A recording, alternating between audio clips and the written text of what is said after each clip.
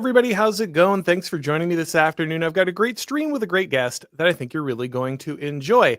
Last week, I covered the attempt by the Trump administration to censor a number of Americans and possibly deny them federal disaster aid if they don't support the government of a foreign country.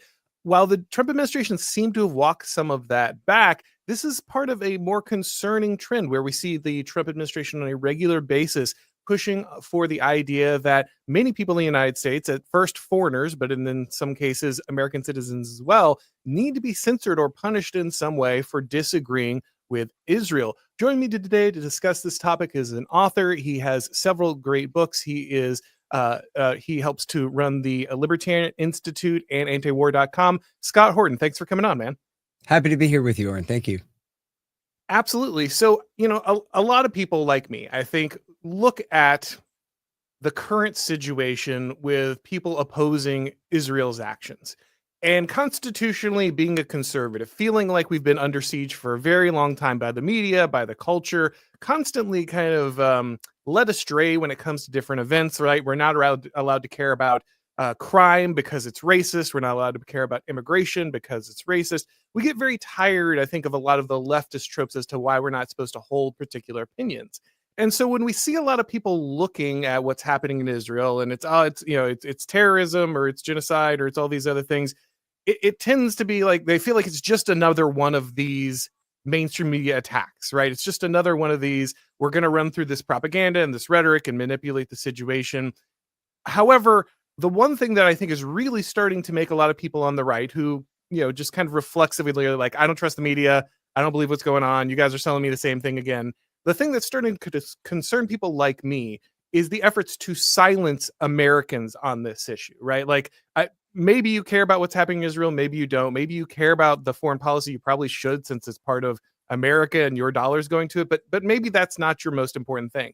But when you start seeing the people around you not able to speak their mind, losing positions, losing funding, losing possibly disaster relief and other things because of their opinions on Israel, this creates a lot of concern. And I don't think as many people recognize that currently the government is putting a lot of pressure on the universities to change their policies around approaches to anti-Semitism. So I was wondering, could you lay out a few of the things that are currently underway by the Trump administration, other aspects of the government that might be trying to bring pressure to bear on American universities on the sake of Bibi Netanyahu's government? Sure. Yeah, it's such an incredibly important topic, and really it is. I think like the heart of the censorship in America. I mean, we're so used to having sort of old Twitter, the liberal consensus swarm there, censoring everybody outside of it. But really, the Israelis have been at this for much longer. And even going back to, I think would have been the first Trump term, there's that famous lawsuit, or should have been famous anyway, between a linguist. She helped children. She was a speech therapist at an elementary school or maybe a junior high school, not too far from where I live in a suburb north of Austin.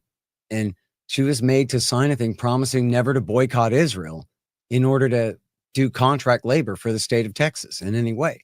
And so, I mean, I'm against all government contracting as much as possible anyway, and all of that. So that's Right. not it, but it's just what a strange thing to pick and choose about when, of course, she could boycott another American state or any American company, and that would be fine. But this one particular foreign nation, she's not allowed to swear off of buying their products, which is a voluntary thing in the first place to do, is very strange. And I think, should have sent a lot of antennas up, back then, and like, hey, what exactly is happening here?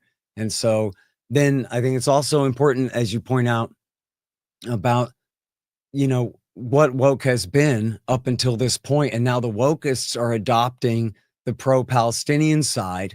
And so many people just out of reflex say, well, whatever the wokeists are for or against, I'm on the other side of that.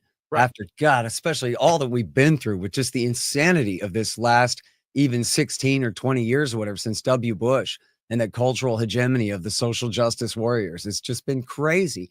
And so then you see these people adopting that and immediately figure, well, I must be on the other side of whatever it is that they're upset about. When in fact, this is one where they finally got it right, at least in the broadest sense. And in the government, it's such a odd kind of paradoxical thing to see, where the Trump administration, in a single order, for example, like in their settlement with Brown University, they order an end to DEI. They order, or I guess this was at Columbia, where they order their medical school to never participate in trans operations on children and all of this stuff.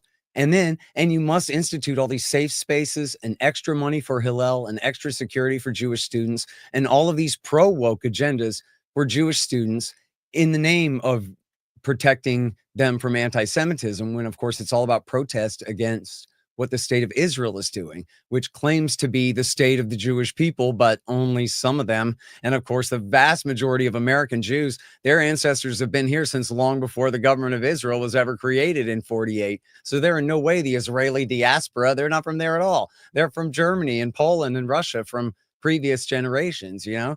And so it's really like a completely ridiculous conflation. But see, the way the Trump people are putting it is that no, see, this is just more woke and more essentially anti-white discrimination.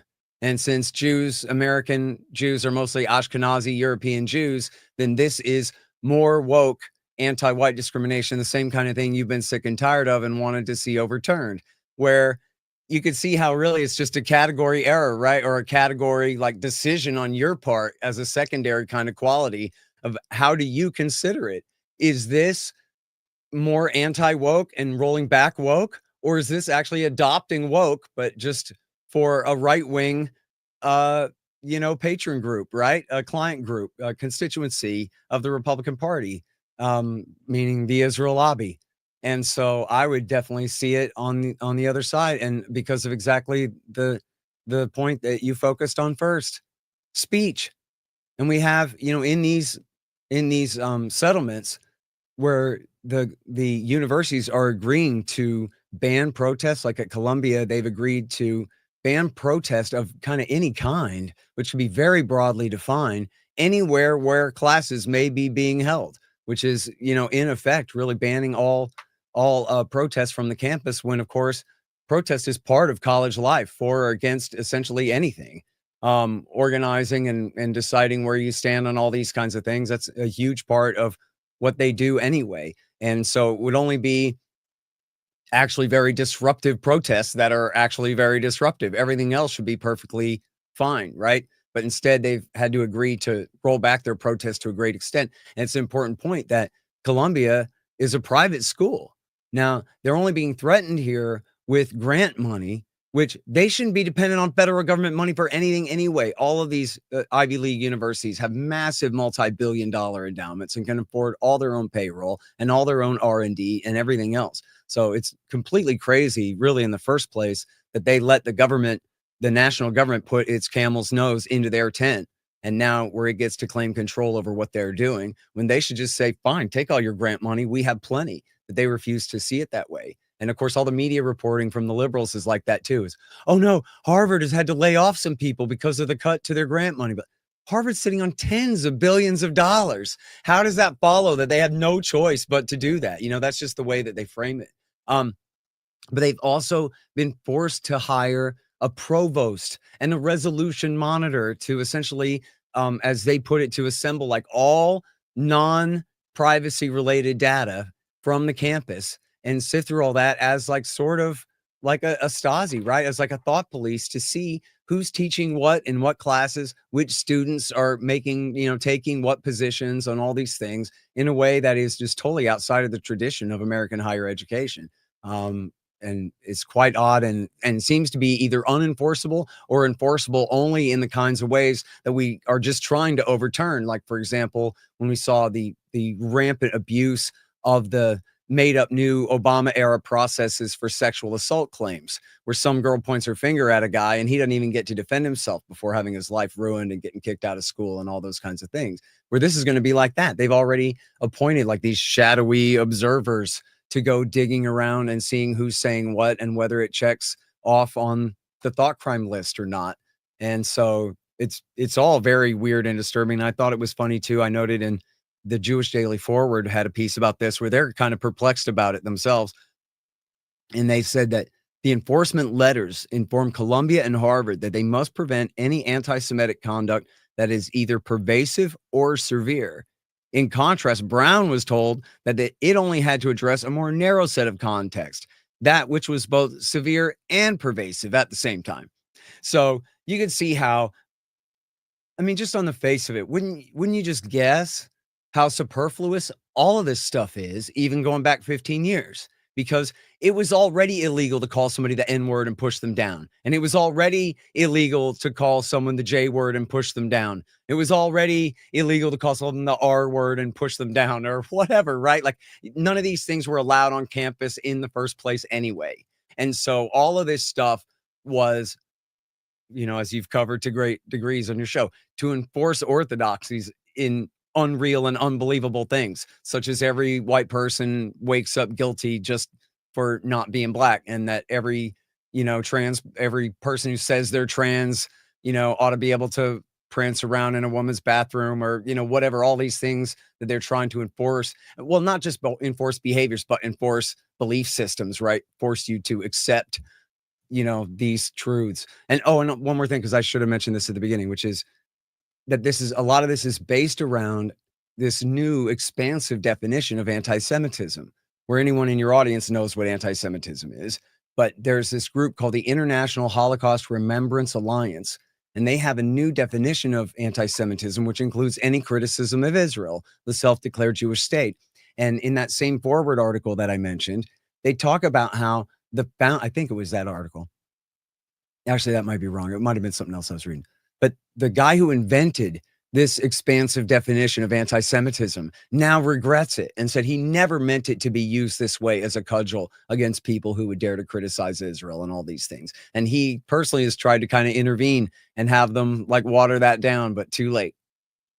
So, Scott, there's so many things here that I'm actually just completely infuriated by, because as you point out, most of my adult life, it has been more than okay for universities to teach the hatred of the West, the hatred of Christians, even the hatred of white people explicitly, having entire courses about why you need to shut down whiteness or why whiteness is poison, basically just using the kind of exterminist language you would use on any hated group that you wanted to justify violence towards, right? This was a constant refrain in universities across the board. And Republicans never did anything. They never took action. They never pulled funding. They never tried to use the Civil Rights Act to stop what was happening here. None of that happened. They just let these people run carte blanche across everyone. All of my friends, all of my family, all the people I know were allowed to be treated like complete garbage, like they were some kind of existential threat to the existence of every other American because of the color of their skin. And now, all of a sudden, it turns out we can do something about that. Actually, we could have done something about that the whole time. But instead of doing it only about that and addressing this issue that has been left for decades, we now have to package it with the idea that we need DEI, essentially, for Jewish students at these schools. We need monitors, just like you would put an HR monitor into a corporation to make sure that all the black and trans people are being treated exactly the right way. We need to put someone into the school to make sure that every Jewish student is treated exactly the way you want. We have to do all of these things. And apparently we always had the option to use the power of the government to change the behavior of the schools. But when it was white people being crapped on, we couldn't be bothered. We just couldn't get around to it. And now suddenly we have all the political will in the world, and Republicans and the Trump administration are more than willing to run wild and like knock this stuff down. And of course, as somebody who really hates the universities and really hates the libs, it's hard not at some level to be like, okay, just whatever will get these people to stop doing what they're doing, right? Whatever will punish them. But you can see that ultimately these people aren't even really being punished. It's not like if this was part of a overall tactic by the Trump administration to just pull funding from all of these universities, these poisonous liberal universities, I still wouldn't like that being the final justification, but at least it would be like, okay, well, at least I'm getting what I want out of this, right? Mm-hmm. But instead, they're just giving these people their funding back as soon as they say, well, we'll fix the problem for Jewish students. That's it. Like that's all that's happening. And it's infuriating because it's very clear that a lot of us are being led around by our nose, being told, oh, well, we can achieve these things that have been a great injustice for decades, and we can actually take this action, but you have to be on board with it being largely in the name of a foreign government, which is just absolutely insane. And another big part of this, because people might not know the history, the continuity of what happened here.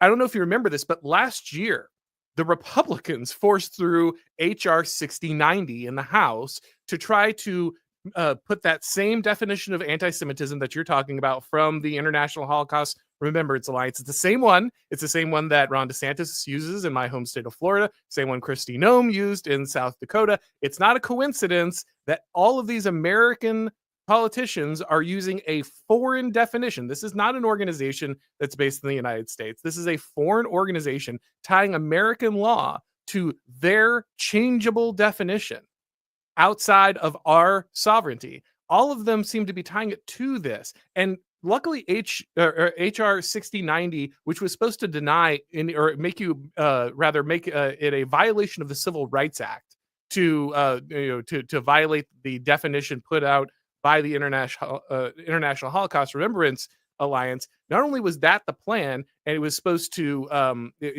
punish anyone receiving educational funding who violated it. But even though that didn't pass because the Senate put the kibosh on it, it turns out that actually this was just the instantiation of a Trump executive order that existed in 2019. So all of this is pre-October 7th. It's everything. The war in Gaza, all that stuff. This has been an ongoing effort for the entirety of Trump's time in office. And the fact that they just picked this up and tried to reinstitute it after October 7th was so blatant. And now, even though that got knocked down, we're basically just redoing it under another name rather than having a official law codifying the executive order. Basically, the Trump administration is just leaning on all of these individual universities about their funding, but again, only doing it because of Israel, not because of all the other stuff they were doing for decades the Republicans couldn't get around to addressing. Right. And then imagine the mindset to think, you know what we'll do? You know who really needs money? Tornado and hurricane and earthquake and flooding victims. Right. That's who we'll put the screws to. Those people, when they're desperate and cold and wet and living outside, we'll tell them, you better bow down before Israel or you don't get a penny. We'll tell their governor and their legislature, you better, what is it? Was that the mandate that all the states are supposed to pass laws like the Texas law? If you're a municipality in violation of basically more or less the same restriction that you were willing to boycott Israel at some point, then you could be denied a few billion in disaster aid funding. Yeah, that's pretty insane. And they're not talking about when we provide earthquake relief to foreign countries. Right. They're talking about to American citizens in American states. It sounds like a lie. It sounds like, come on, Auron, where are you getting this stuff from? It sounds like an anti-Semitic conspiracy theory, right? Like no. What if Israel got together and figured out how to deny disaster relief funding to to people who don't want to buy their products? Oh, okay, crazy guy. Yeah, would you get that off your new alt-right website? No, I got it off the announcement from the Trump administration. Right. Like that's what you're getting. Yeah. Yeah. And to think like, okay, yeah, that'll work, right? That'll give them no choice. They'll have to give in. But without thinking, boy, that makes us look like ruthless monsters who hate our own population as bad as the Democrats do, evidently, or at least don't care at all about us, Pretty bad. So here's the thing. As you're pointing out, that should be obvious to anyone that this is just terrible optics, right? Like even if your goal is ultimately to achieve what seems to be the goal here of more or less silencing any kind of organized, questioning about the relationship between America and Israel, even if that was your goal, like you would not go about it in such a sloppy manner, right? This is almost like cartoon mustache twirling villain style stuff. You would be more subtle about this. And I had Yoram Hazony on Friday. And I asked him this, because he says, oh, well, I know all these people. And of course, they would never make these decisions for Israel. They make their own decisions, and and I say, okay, man, if that's the case, then why are they pushing this? Right? Like, there are, you can try to sell me on like okay, we had to go bomb Iran. I'm doubtful, but okay, I will hear that case to some degree, but there is no way that tactically, like deploying a restriction on people who are going to receive hurricane disaster relief funding.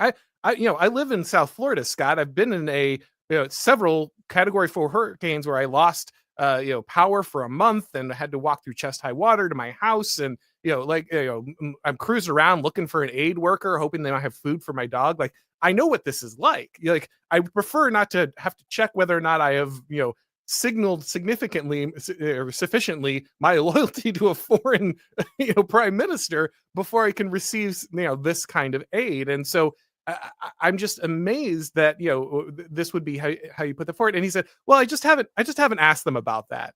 Like, well, you might want to do that. Like, if your position is, I am worried about how the level of fervency with which the Trump administration seems to be pushing against in any dissent here, how that might negatively impact Israel, then you should probably ask the people who are actively doing it. Why aren't you asking that? Shouldn't it be clear that this behavior is ultimately going to harm even those who would like Israel to have a stronger relationship with the United States at the end of the day? Yeah. No, the executions will continue until morale improves. Right? So. We're losing the American people. We better crack down on them harder. Well, okay. But the more you tighten your grip, the more of us will slip through your fingers. That's how it works. We've known that. So another thing that they're doing is they're using, this. If you're anti-Semitic, I guess, or you engage in some level of behavior on campuses, you can lose your student visa, your allowance to be in the United States, these kind of things. Now, personally, as someone who's pretty anti-immigration as a general rule, both legal and illegal, would like to see a drastic reduction in immigration. Once again, I find myself being like, okay, great, people who hate my country, you're finally deporting them. They should have never been in the first place. So I'm kind of happy to see these people go. But again, the question is, why this, right? Like, Yeah. why was this the thing? Why weren't you deporting these people when they were calling America a colonial empire? Why weren't you deporting these people when they were talking about whiteness being, some kind of genocidal existence? Why weren't you deporting these people when they were talking about how America needs a communist revolution? Those were all really good reasons to deport people who are already here on our good graces, right? They're not citizens. They don't have a right to be here. They were here because we allowed them on a visa. It's at our discretion. So if we always have this discretion, why weren't we deporting all of these people beforehand? Yet again, I feel like I'm getting some of what I want, but I'm getting it cloaked. It's got this film of this ideology that is like, okay, there was just no way I could just get America first. It had to come with a side of, everyone has to agree with Israel at this moment. Again, it seems like a disastrous way to entwine American first ideology with this kind of nonsense. Yeah. Well, look, I mean, quite frankly, this has always been the best thing about immigrants in my lifetime is they oppose America's wars, where the native born population says, go kill them all and steal their gasoline. George Bush says we can indulge our satanic bloodlust. Come on, everybody, let's go. And it was the immigrants who were like, geez, I don't know. You go back and check the poll numbers back then.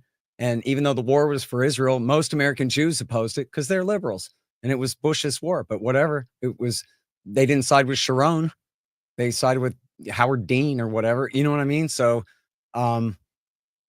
this is, they wait. As you say, these people come and they're bad on everything. They want to nationalize agriculture. They want to chop every mother's son's little pecker off and start calling them Sally or whatever crazy thing. But then once they find something they're actually good on, opposing Israel, now we got to shut them up and kick them out. Like, no, man, we're trying to build that consensus. And quite frankly, as annoying as the anti-war leftists are, we need that leftist anti-war pressure to the left of the liberals to let them know that they can't just go along with the centrist war party on everything, that they're going to lose their seat, right? They have to know, just in the same way that Trump has to know that, MAGA never took a blood oath to him. He's got to do what he said. That's what people liked, was the things that he said.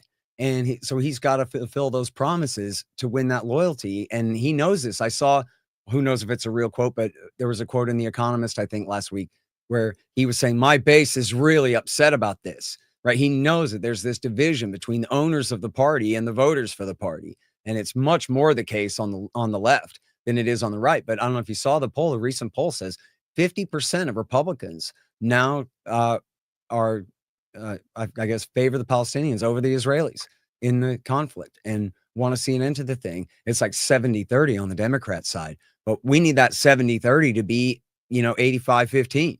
We need it to be 90-10 so that no matter what the billionaire donors say, the people of, and same thing, mirror image on the right, so that the people get to win out over the money and say, look, we're just not going to show up and vote for you. And this is kind of underlying our whole conversation here. These leftists are not protesting because of Israel being a nice little Jewish boy over there minding its own business. Israel is the most criminal regime on the face of the earth, the most cruel regime on the face of the earth.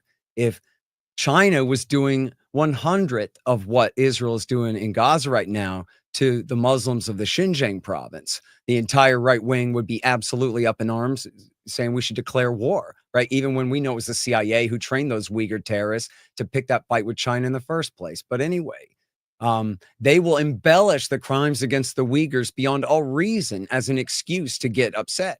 Look at what the Israelis are doing to the poor Palestinians who, and I know they always try to confuse this on TV, but just very simply, Palestine is not the country next door. Palestine is an Indian reservation. This is conquered territory. It's already conquered. The Israelis de facto annexed all of the West Bank and Gaza Strip in 1967 and have held those people in absolute bondage this whole time.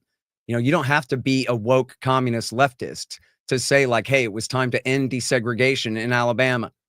And if someone said it's time to end desegregation in Alabama, and someone said, no, you just hate white people, you would say, no, there's been an absolute apartheid regime there where the blacks have no rights whatsoever, or at least no real due process respected under, they're persecuted under the color of law there essentially. And that has to be fixed. If people say that, oh, you just hate the people who happen to be in power in Birmingham, well, that's just too bad. It's ridiculous.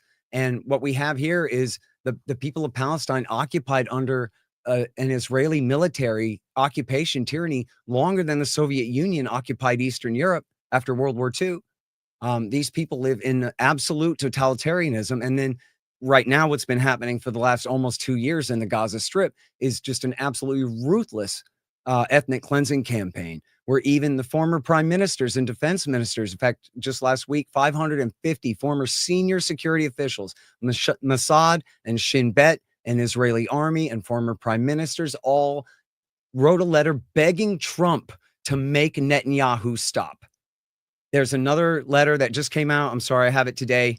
That says thousands signed letter warning Netanyahu that his government is causing, quote, lasting damage to world Jewry, is how they put it. And this is rabbis and Jewish community leaders from all over the planet begging the Israelis to stop what they're doing because of how destructive it is for them and their people back where they live, because it is increasing anti-Semitism, because most people are just very commie in their thinking. They can't tell the difference between this Jew and these Jews and all Jews and whatever it is, especially when they're angry.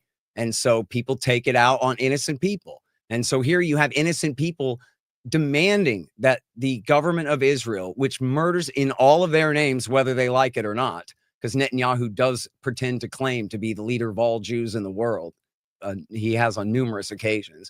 And they're demanding he stop. They're begging Trump to make him stop because he's killing high tens, maybe well over 100,000 innocent civilians killed in this thing, essentially in a canned hunt, right? In a turkey shoot, fish in a barrel, whichever is your favorite analogy here. It's not a war at all. It's an ethnic cleansing campaign. For a pretended 100th of this, Bill Clinton took us to war against Serbia to break off Kosovo, right? Just on the pretension that something like this was about to happen. Same thing for Obama in Libya in 2012.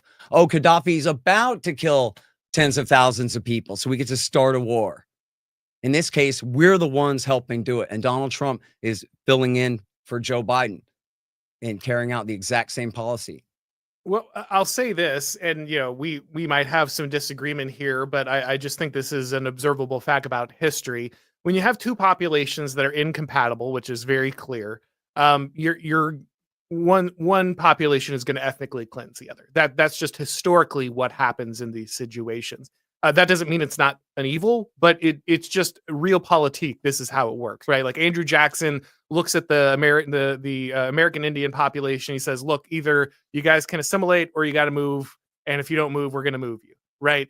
This is something that pretty much every regime at some point, if it's trying to kind of remake a country, does. Now, again, a lot of people are going to have a lot of problems with how Israel came into possession of that land. If you haven't listened to Daryl Cooper's Fear and Loathing in New Jerusalem, that's a great way to get introduced to the history involved there.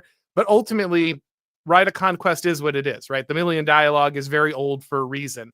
The strong do what they will, and the weak kind of suffer what they must. Again, doesn't make it moral, but it is a reality of politics. That said, that doesn't mean I need to have my country funding it. It doesn't mean my country needs to be providing some kind of military aid or support for it, running cover for it. That's simply not the case.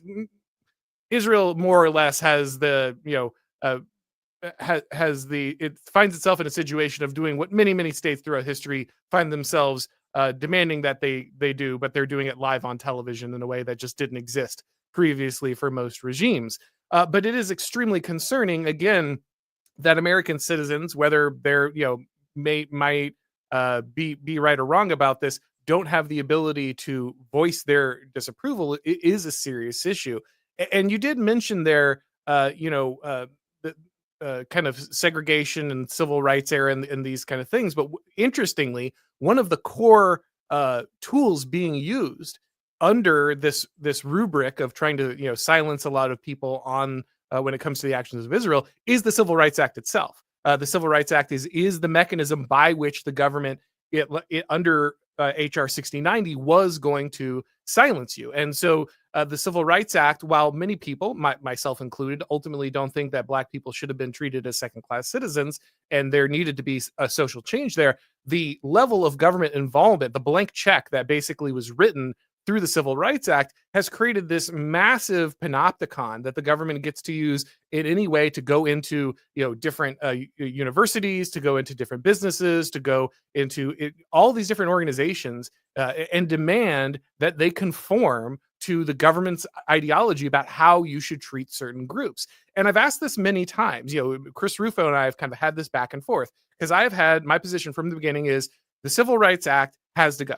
It has to go because it creates this architecture that makes it constantly, something the government always has an ability to step in for any reason. They can make it up. It can be trans. It can be Israel. It can be, whatever identity they want, Black, Hispanic. They can step in and dictate to individuals and groups that should not be dictated to by the government how they're going to run their organizations and who can be included and how they can structure it and who can be hired and everything else. We literally have gas stations that are lost lawsuits because they were refusing to hire criminals because those criminals were more likely to be Black. And so they were violating the Civil Rights Act by not hiring enough Black people because too many of them failed background checks. So, in a lot of ways, while I understand the desire for social change in these areas, the remnants of that government overreach in the Civil Rights era are key to the censorship efforts now that are being put on American universities and American people at large. Yeah. And by the way, I got that book that you recommended, The Peacemakers. Isn't that what it's called? Yeah, America's Peacemakers. Yeah. I have it here on the shelf. Haven't had a chance to crack it open yet. It sounds very interesting. And I always wonder, like, who did choose to put all the Somalis in Minneapolis or whatever it is, all that stuff. So yeah, no, and I think, well, look, it just depends like on how totally libertarian I am on any given day. I mean, mostly I'm just for abolishing the national government altogether. Sure. Take the Civil Rights Act with it. But I think probably most libertarians' position is if not get rid of the entire thing, it's get rid of at least the part about private businesses and discrimination on private property, which does come with its own problems. You have a small town where everyone agrees that no restrooms for Black people in this town, go on to the next town, buddy, or whatever, that kind of thing. That can get pretty insidious and a system of oppression on its own, even like outside of the law. So that can get pretty ugly. But on the other hand, what you're saying, where there's essentially no limit to the way that you can interpret how the act can be applied to private actors Right. and all of that. If you can kick somebody out of your living room, you should be able to kick them out of your business. But on the other hand, the other part of the Civil Rights Act that says that the state governments may not have these two tiers of law for separate groups of people. It was more what I was referring to there. Sure. You know what I mean? We're like, because and the analogy being that, oh, you just hate Jews if you think that they shouldn't be allowed to persecute these Palestinians that way anymore. Where it's like, no, we're not saying that you shouldn't have rights. We're saying that these other people do too. You know what I mean? That's not anti-you to say that you have to stop oppressing somebody else. You know what I mean? And so, and I agree with you about the typical situation as far as the ethnic cleansing and all that goes. But the thing is there were already Jews that lived in Palestine when the Zionists got there. And it was the Zionist determination to create an ethnically Jewish state at the expense of everybody else that was there, and decided beforehand, well, we'll have to remove them all in order to have our state at their expense. In other words, the people who are already there, they could have tried to just move in and be part of the state of Palestine, but they did not want that. And so, and then of course, as I usually try to tell the story to get it to make sense to people, like on the basic level, in 48, they did cleanse that land.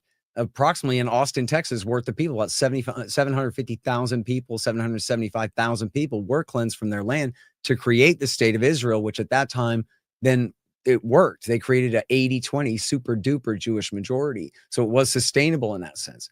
But then in 67, when they took the West Bank and the Gaza Strip, they kidnapped all those people too. And so then the question was, well, what are they going to do with them? Because they weren't able to cleanse them all then. So they've held them in this bondage ever since, and which is 98.9% of the entire controversy here.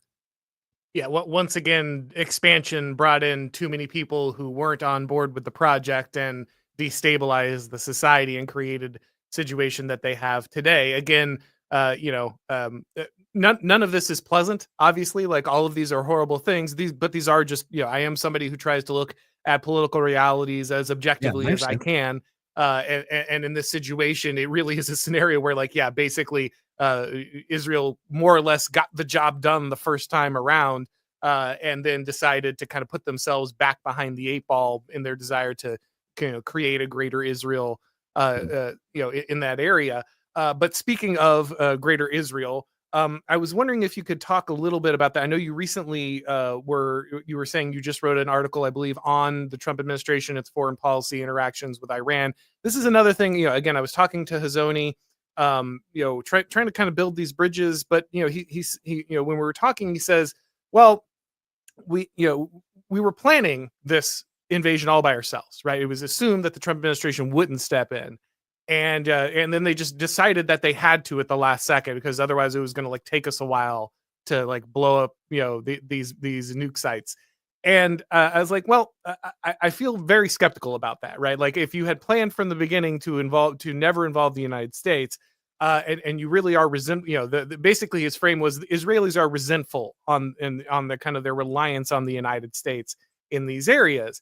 And it's like, well, because the trick that gets done is like, well, the secular Jews, the non-nationalistic Jews, they don't care, but the Orthodox Jews, they want to do it all on their own. They have the ultra-nationalist pride. They don't want the United States to get involved. It's like, well, that's a nice dynamic because it allows you to kind of say, well, we're going to do it all on our own when you're selling it, but then when we get involved, it turns out actually, well, whoops, I guess the United States does need to involve itself at the end. And oh, look at that. And we all know that when the United States gets involved, it's not just the bomb delivered, it's everything implied. Okay, now this is a US military operation. If you want to step in as some foreign nation and exact some kind of price on Israel for what happened, or try to rebuff them from further advancement, the United States is now directly involved in the combat, has all of their different assets deployed in the region. It's like having a 5'5" guy walk up, hit you in the kneecap, taunt you because he's got Hulk Hogan standing behind him, going, "Well, I was going to handle this on my own. He's just here to he's not even going to involve himself." Yeah, it feels like that's the dynamic that's being played out here over and over again. Yeah, on Wall Street they call it the Greenspan put. That means that you're going to get bailed out. So you have a moral hazard to go ahead and make bad loans because who cares? make money now, and when the trouble comes, socialize your costs on to everybody else. And so, that's what we call it in economics, is a moral hazard, is, going ahead and telling Israel, yeah, you have a blank check on our account to go ahead and get yourself into trouble. And look, you're absolutely right. And we've all known for 20 years that the Israelis and the Americans have all known that they can't do this without us. That if they start a war, it will eventually be to drag us in. Now, the fear had been that if Israel starts the war, Iran will start hitting American targets. And that's how we're going to get dragged in, is they're going to start shooting missiles at Qatar. In this case, they held their fire until America bombed, and then they did fire missiles at Qatar. Although, thankfully, Dave Smith is right to continually point this out. There's so many hawks say, oh, the war was just great and everything went great. Well, first of all, it ain't necessarily over yet. We'll talk about that in a second. But just for this phase of it, at least, we have to all breathe a sigh of relief that the Ayatollah, first of all, hadn't already been killed, and gave the order to just fire a symbolic number of missiles, 14, the same number of bombs that we dropped. Fire 14 missiles at an empty part of the base in Qatar, deliberately miss. And as Trump thanked them on social media, thanks for calling in advance and warning us that you were about to fire these missiles so we could shoot them down. In other words, the Ayatollah went for the barest symbolic response to American intervention, telegraphing that, like, please, I don't want to fight you. Please, let's not escalate this thing, right? But Scott, this is a suicidal regime, right? These guys are, Right. they'll blow themselves up at a moment's notice. It's just very strange when I hear like Ted Cruz being like, God commanded me to go run for Senate so I could be the best, representative of Israel. And then they turn around and they're like, and Iran is a radical religious cult that would, suicide cult ready to murder anyone. It's like, okay. Now, again, don't get me wrong. I think Iran's garbage. They hate me. They don't like Christians. They don't like the West. Maybe they have, you'd say they have some justification, but ultimately my sympathies lie nowhere near Iran or its leadership. I'm sure that they're ultimately not great people. But the rhetoric is just it's a little hard to swallow when you see like, actually no, they just did the self-preservation move and warned you about it in advance, because like they're still, in a real political terms, they know that their future more or less rests on their ability to make the United States backing Israel look bad. Like they know that's more or less what the entire situation rests on. And that seems like a somewhat, modest calculation by a bunch of people I've told are like absolute lunatics who are ready to blow up the entire world at a moment's notice. Yeah. And it's such a good point that Charles Schumer also says, that's why I'm in the Senate. I'm a Shomer for Israel, which is, like a protector of this foreign country. That's why he and Ted Cruz are both in the U.S. Senate. Like, what is going on here? Some point people got like, is this an episode of The Outer Limits or something where we just let a foreign country take over our Senate like this? It's insane. It's like the old John Birch stories about the communists taking over the United States under the control of the Kremlin. It sounds silly, but like, what? I don't know. Maybe, word to Randy Weaver, it is the Zionist occupied government after all. You know what I mean? Like, what can you say? It really has gone that far. And it seemed, well, more and more, it is the case where it's just the elite versus the mass, where the public really gets it more and more, and then 25 years ago, when they did Iraq War II, people didn't understand that was about Israel at all. Even to this day, people don't understand that was about Israel. People say it was about Bush and his dad, or it was about oil or whatever. When no, that was David Wormser's plan. By the way, you know what they said in the clean break? They said, yeah, and then we can get off American welfare and have our own independent foreign policy without America. Yeah, well, that was in 1996, 29 years ago. He wrote that. They're still on American welfare this whole time, but that becomes the excuse. That's why we have to do this. Once we're done decimating our enemies, then we won't be so dependent on you anymore, Auron. Get it? And then, no, you help them decimate their enemies, and then they're still dependent on you anyway. A lot of the times we decimate their enemies, we only make their other enemies more powerful, and they regret it. So now we have more work to do, as in the case of Iraq War II. And so, yeah, I mean, all of this is just detrimental to American foreign policy. I'm sure you saw where Thomas Massey was on Tucker Carlson, and Tucker said, I think it was a Tucker interview. He said, well, I mean, did they have, oh no, you know what it was? It was the comedian guy, that interviewed Thomas Massey. Trevor, no.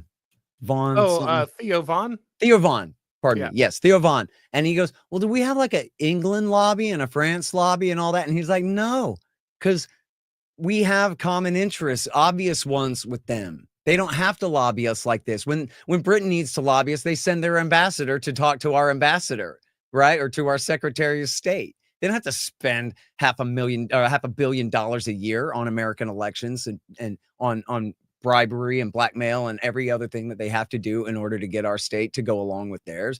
Because we're just a lot easier deal. Our interests and theirs in common are much more obvious. Whereas you look at in the Middle East, for one thing, you notice how they always say, oh, Islamic extremism this and Islamic extremism that, because they don't want you to notice that our enemies are the Bin Ladenites. Their enemies are the Shiites. And those are opposite sides. And if we just wanted to back off, it would be Israel's enemies that killed all the Bin Ladenites for us. But Israel has America preferring Osama bin Laden's guys to Hezbollah, even though it was not Hezbollah that knocked our towers down. That's why America supports the Al-Qaeda takeover in Syria. Biden supported it last December. Benjamin Netanyahu bragged that he helped to make it happen. And then Donald Trump came in and recognized the new government and praised the new leader, al-Shara, a.k.a. Abu Muhammad al-Jawlani, the guy who joined the jihad because he was inspired by September 11th and bragged that he killed American soldiers in Mosul and Ramadi. And Trump goes, he has a strong past. Yeah, he's sworn loyal to the butchers of New York City. But that's what Israel wants. Israel wants bin Ladenites there because the Alawites were friends with Iran. And so then they tell you Islamic, and hope that you don't realize the difference between the shirts and the skins over there and how they got America on the side of the American people's enemies to fight Israel's enemies. And didn't Israel just turn around and bomb them anyway? Like right after helping to install them? It's at some point, again, it feels like there's just no tactical awareness. Like, again, you have to know this is going to look bad. You have to know that, going out and bragging about installing a government and saying, oh, they absolutely have to be in charge, and then immediately turning around and just like launching yet another military adventure at what, like your fourth simultaneous country all at the same time. I mean, I feel like if we had a country invading, I don't know, say one country in Eastern Europe, that would be a threat that he's the next Hitler and that Putin is coming, for the entirety of Europe. But Israel invades like 4 countries simultaneously, and we're like, probably had it coming. I don't know. I know. And look, man, and here's the bottom line of all this, because it is the moral stain. If people just put Gaza into X, just look at, for a minute, bear witness to the photos coming out of there. It is just a horror show. It is the most sickening thing. We should not be a part of this, period. It's the end of that. On top of that, though, Israel is a security threat to this country. This is going to be the cause of the next major terrorist attack against the United States of America, just as the first World Trade Center bombing was, just as the Khobar Towers attack and the Africa embassies in the Cole on September 11th, were because of America's Israel-centric foreign policy, occupying bases in Saudi to bomb and blockade Iraq. That was the dual containment policy thought up by the Israelis that said we have to stay in Saudi to contain both Iran and Iraq both after the first Gulf War. And of course, Israel slaughtering the poor Palestinians and Lebanese. These are the major causes of September 11th, the major recruitment shtick that bin Laden used to recruit new members to his cause. And I'll give you the most important case in point. Mohammed Atta, the lead hijacker of September 11th, was an Egyptian engineering student studying in Hamburg, Germany. And when Shimon Peres reinvaded Lebanon in 1996 in Operation Grapes of Wrath, he signed his last will and testament, which was like his symbolic thing of joining the army kind of thing. One way or the other, he's joining the jihad to fight us. A couple of months later, bin Laden put out his first declaration of war. And in it, he went on and on about the Qana massacre, that he was actually, get this, it was Naftali Bennett, the future prime minister, who was the artillery officer who called in a strike on a UN shelter and killed 106 women and children in Qana, Qana, in 1996. When Mohammed Atta and his buddy Ramzi bin al-Sheikh read bin Laden's declaration of war, they decided to join Al-Qaeda. And that was so how, these are the guys, and bin al-Sheikh is in Guantanamo to this day, but Mohammed Atta became the lead hijacker on September 11th, hit, flew Flight 11, I believe, into the North Tower. And so this was Egyptian engineering students studying in Hamburg, Germany, volunteered for a Saudi sheikh to kill Americans as revenge for what Israel was doing in Lebanon. which is why they told you and your dad that the Taliban did it because they hate our freedom. When it was Al-Qaeda that did it, because even though they were really America, Britain, and Saudi Arabia's mercenary terrorist force that we used in Afghanistan, in Bosnia, in Kosovo, and in Chechnya, they were still coming for us. All of Bill Clinton's support for them and Reagan's before that, and Carter's before that, all that support for them notwithstanding, they were still coming for us because of these policies, specifically the bases in Saudi to bomb Iraq and blockade Iraq, and support for Israel in their wars against the Palestinians and the Lebanese. And then, in the first World Trade Center bombing, Ramzi Youssef wrote letters to all the New York newspapers, said the very same thing. It was his uncle that did September 11th, 8 years later. And then it's the same thing for, if you look at almost 300, it's like, I believe it is like right around 300. Trevor Aronson is the author, wrote The Terror Factory about this, of the FBI entrapments, where they get an informant, a very well-paid informant, get some idiot to say he loves Osama bin Laden, and then they do a perp walk on TV and all this. They did this for a long time to drum up support for the terror wars. So it took a while for more terrorist, real terrorist blowback to come. So they had to fake it for a while. And in every one of these cases, the informant says to the mark, aren't you upset about what America's doing in Iraq? Aren't you upset about what Israel's doing to the Palestinians? Here, say you love Osama into this microphone. And then the idiot falls for it. And that's how they get them. They don't ever say, don't you hate freedom? They say, don't you hate American foreign policy? Israel-centric American foreign policy. And that's how they get them every time. That's how Osama bin Laden got them. And you know what, Auron, they're covering this up, buddy. And I don't know this, but just mark my words. We're going to see the New Orleans New Year's attacker. He got obscured because there was the guy in Las Vegas with the Tesla truck and all that. And it was all that weird story with Sean Ryan, email, this and that. And everybody forgot about New Orleans. What happened in New Orleans? Guy, an army veteran, converted to Islam, self-proclaimed, joined ISIS. I don't know if he was recruited online or not, but at least claimed to be join a recruited member of ISIS, and went and drove a truck down Bourbon Street and killed 12 people and injured many more on New Year's Eve. There, people partying on Bourbon Street. And we got lucky, actually, because when he crashed into some construction equipment at the end of the block there were 6 cops standing right there. And so when he got out of the truck with a gun in his hand, they just blew him away right there on the spot. But it could have been much, much worse. If he had just had 2 or 3 guys with him, imagine the massacre that could have taken place there that night. And they buried it. They said that he recorded videos of himself driving from Houston to New Orleans, talking about his motive. And they've suppressed all that. We don't have the transcripts or any of that yet, but somebody's going to FOIA that one day, and we're going to see. It's virtually guaranteed that he's ranting about American support for Israel and the Gaza Strip. And those people partying on Bourbon Street on New Year's Eve, they were crucified for Israel's sins. That's what happened to them, just like the 3,000 who were killed on September 11th. And just as Ron Paul said, if we ignore that, then we do that at our own peril. We want to sit here and pretend they hate us because we're so free that we allow millions of Muslims to pray in peace. Oh, yeah, that must be what they hate about us. That's not it. And as long as our government continues to lie about that and continues to continue the policies that motivate terrorist attacks against us, then they continue to put us in that peril.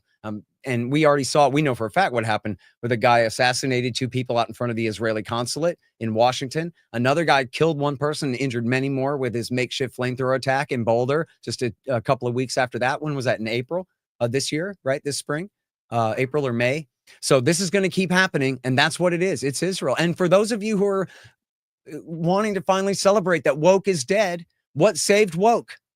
The anti-war left rallying for the poor Palestinians. Otherwise, we'd have just won our final victory over those bastards with the election of Trump last November. And instead, this is their life support. Yeah, that's really important for people who, again, maybe they don't even care about the direct, the direct, geopolitical situation. But if you care about even the domestic political situation, you have to recognize that ultimately you have a situation where the left was on life support. They couldn't figure out what to do after Trump got elected. All the executive orders, they were in a very deep depression. They were talking about spending tens of millions of dollars to figure out how to get white young men to vote for them again because they'd spent all their time telling them they hate them. Like they were flailing, and handing them this war, handing them this conflict has rejuvenated them in a way that nothing else could. And so again, you don't have to care about any of the other, foreign policy aspects, But even in that area, you should recognize that this is costing you quite significantly. And I think, for a lot of people, myself included, I don't think you have to give Muslims a lot of reason to hate the West. This is not like a new thing that's ever happened. But ultimately, you just shouldn't be involved because, for me, it's not America first, and that was the whole promise, right? Like you can say that MAGA is ultimately predicated on Trump's charisma and these kind of things, and that's true to a large extent. But if there's one core principle that you can kind of tie to all MAGA supporters, it's that you have to care about the United States before you care about other countries. And when you are putting us in a situation, again, we're going to take foreign policy actions. People will hate us for it. I have maybe less of a problem with that than you do. But ultimately, the actions we're taking are not helping our country, and so they're angry at us for nothing for things that don't even benefit us anyway.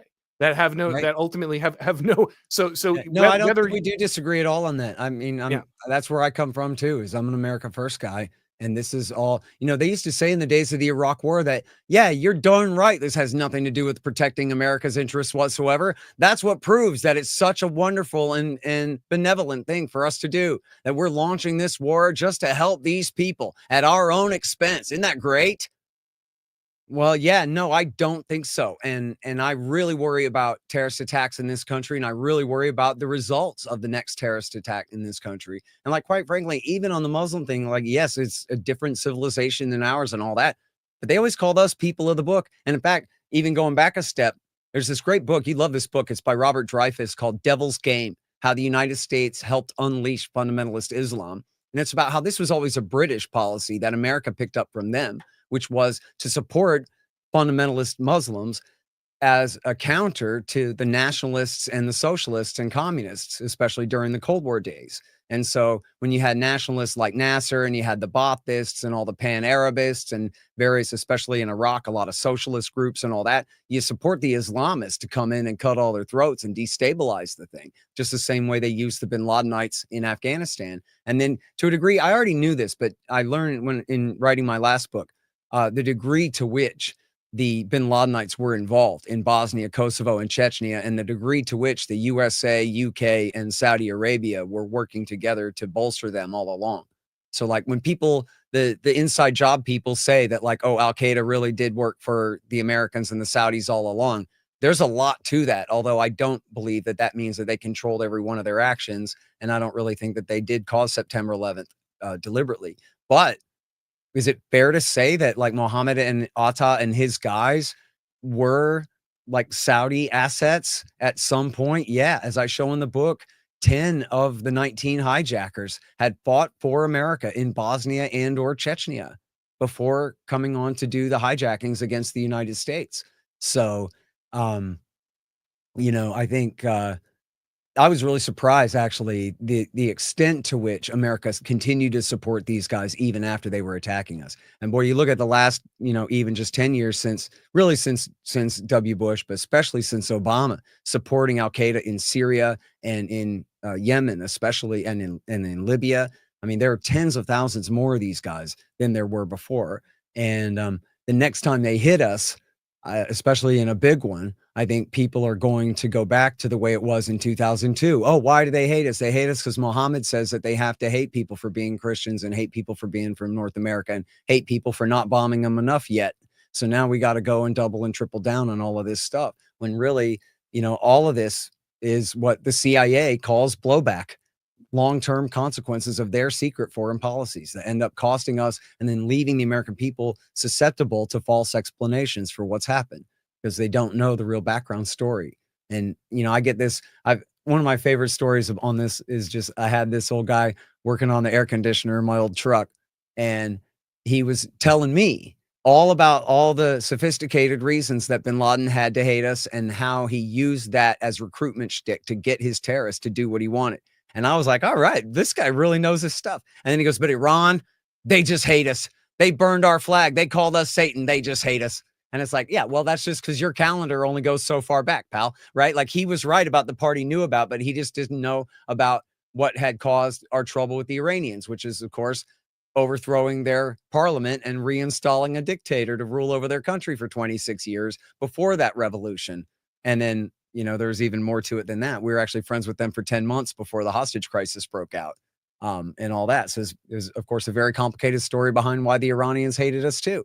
It was not the American people that they hated. It was the American government. And so, like, same thing. And I agree with you when you said that they're terrible over there. I would just specify from my point of view, I don't mean to speak for you. I'm not exactly sure how you meant to say it, but I think the government over there clearly is criminal, but I don't have any real problem with the people of Persia. I mean, they all seem very friendly to me as far as I've ever messed with them before.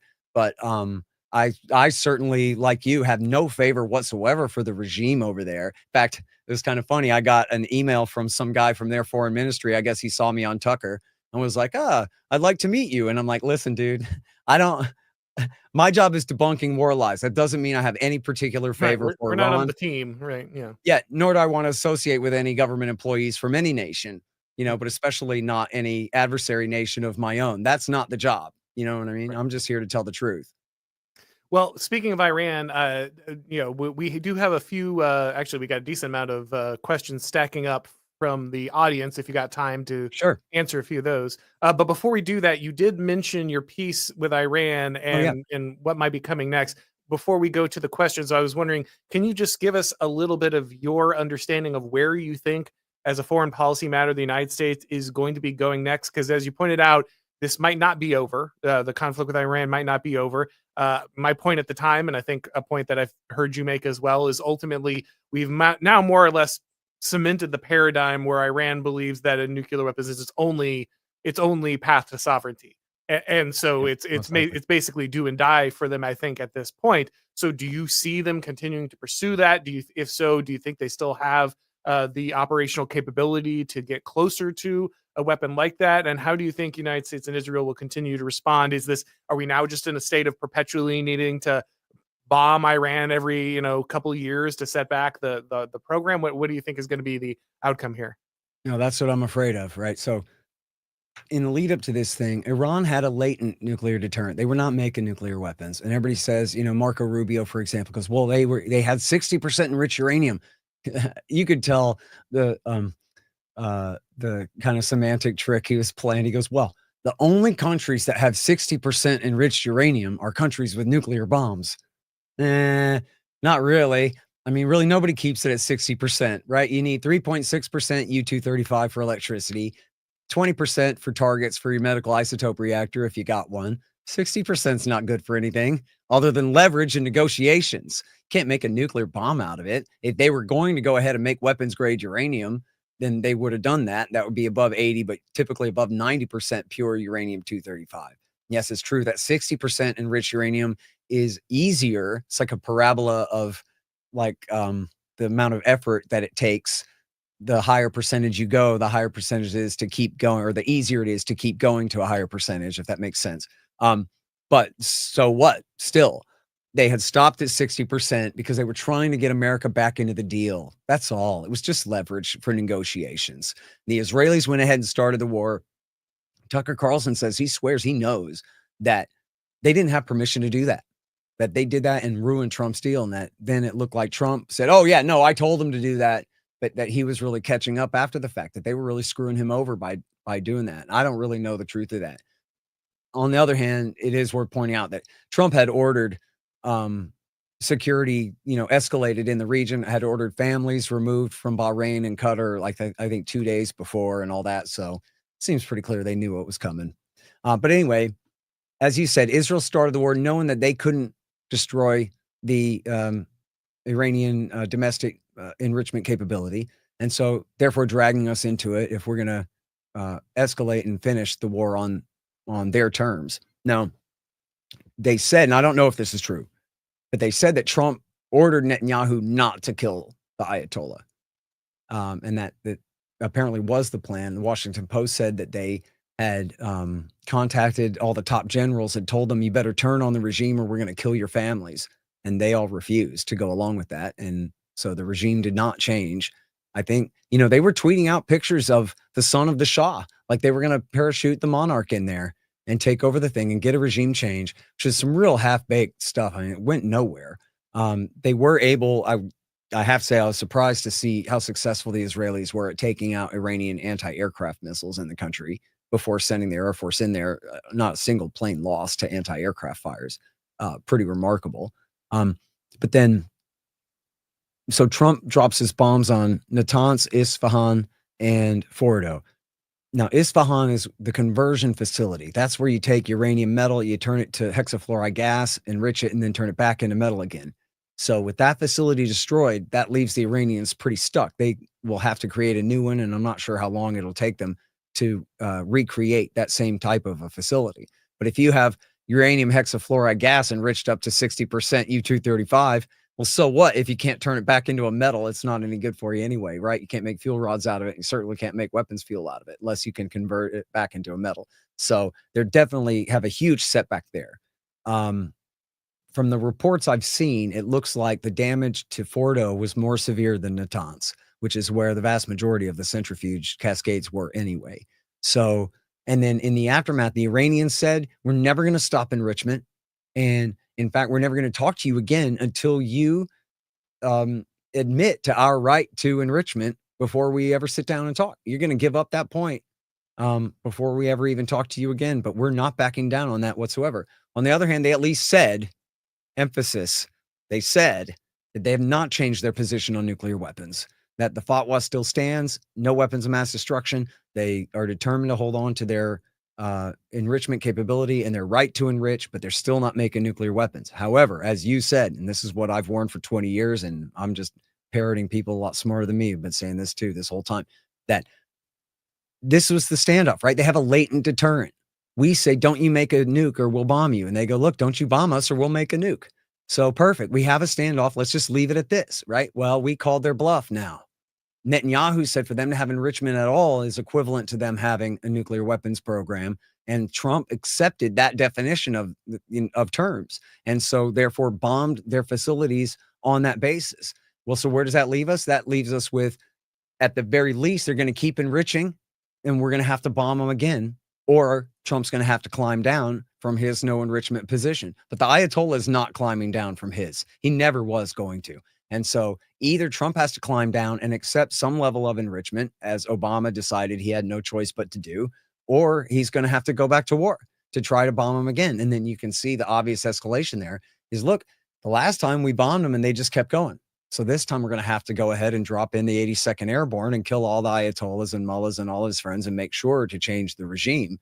And so the new regime will definitely not continue to enrich uranium, which of course is impossible and insane and crazy. It makes no sense whatsoever. I mean, this country is 3 times the size of Iraq with 4 times the population, but all mountain ranges and all of this stuff. And just, and they have not been under blockade and bombing for a decade leading up to the war, the way Iraq was. They had been at war for 20 years, really, before we attacked them in 2003. The Iranians haven't been at war since 1989. And so it's true that, look, security is a government program, and they did sure as hell did a lousy job of protecting their airspace from Israeli and American incursion. No doubt about that. But we're going to put troops on the ground to, truly affect regime change, which you cannot do without boots standing on street corners. I mean, those are the rules. So without that, I mean, just I don't know what they're going to do. They're just going to keep bombing them, as you said, like as the Israelis would put it with the poor Palestinians, mowing the grass, going back in there, setting them back every once in a while. But then what are they going to do? At some point, they're going to say, somebody's going to make the Ayatollah. And by the way, he's in his late 80s and has had cancer before and things and could drop dead at any moment. And so policy could change very quickly on that basis alone. But even with this current Ayatollah, if he lives to be 101, we still are in a situation where he may feel like he has just no choice but to go ahead and break out and try to make atomic weapons now, because his bluff, his latent deterrent didn't work. So now he needs a real one. And all it takes is for him to decide that God has changed his mind and now it's okay, which is, of course, pretty easy for a theocrat to do. And it's just a politician after all. And so that's exactly the fire that we're playing with. Now, the only question is, Auron, right, is like whether this was just a chess game and that Benjamin Netanyahu knew that all along, of course. And now that's what he's trying to do. If the Ayatollah won't break out and try to make a nuke, I'll force him to break out and try to make a nuke. Then I'll get my regime change, right? Right. Yeah. Yeah, this is the dynamic again. Just the raw power analysis that we've created is in the current world order, we're the global hegemon, and the Mhm. only reason the global hegemon listens to you is either if you've made yourself entirely a part of the empire, or if you have a nuke. And so a nuke is really your only option for sovereignty. If you want to make decisions inside your country and you don't want to Americanize and you don't want to join kind of the Western alliance, as it were, then you ultimately have to have a nuke. That's you just basic observation. Why aren't we going to North Korea? Right? It's very obvious why. Yeah, it doesn't matter that the leaders are standing there talking about all the places they could bomb or something. We're just not going to go because they have the capacity, and so therefore we're not constantly threatening to overthrow the regime.